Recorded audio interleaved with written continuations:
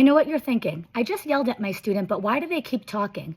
Or I just put my child in timeout, but why do they keep doing this? A lot of the times what people think is punishing to a child or learner is actually reinforcing. Let me explain. The definition of a reinforcer or reinforcement is anything that follows a behavior that makes that behavior more likely to happen in the future.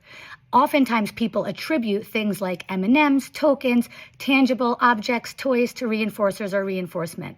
But that's not the case. A reinforcer can be anything that follows behavior that makes that behavior more likely to occur in the future or increase. So if you have a learner that's talking in your class and you provide them with a verbal reprimand and their talking continues or it increases, then one can assume that providing a verbal reprimand is some form of reinforcement for that child.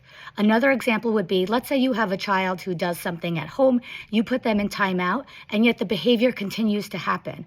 One can assume that that child is still contacting something in its environment that is reinforcing that behavior. And on the flip side, let's say you took those common objects that people do attribute to reinforcement that I spoke about before, M&Ms, toys, tangible objects.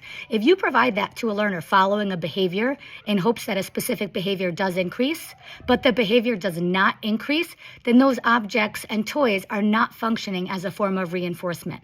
The learner might like them and they might be accepting them from you, but if they're not increasing the desired behavior that you're looking to increase, then they're not functioning as a form of reinforcement. You just might not have found the right reinforcement for that learner yet, or perhaps you have found it, but you're not giving them the right amount. There are many different variables to consider. And again, just to reiterate, if you are providing your learner with a consequence following a behavior that you do think is a form of punishment, but it's not stopping the behavior and the behavior is increasing, then that could also be functioning as a form of reinforcement.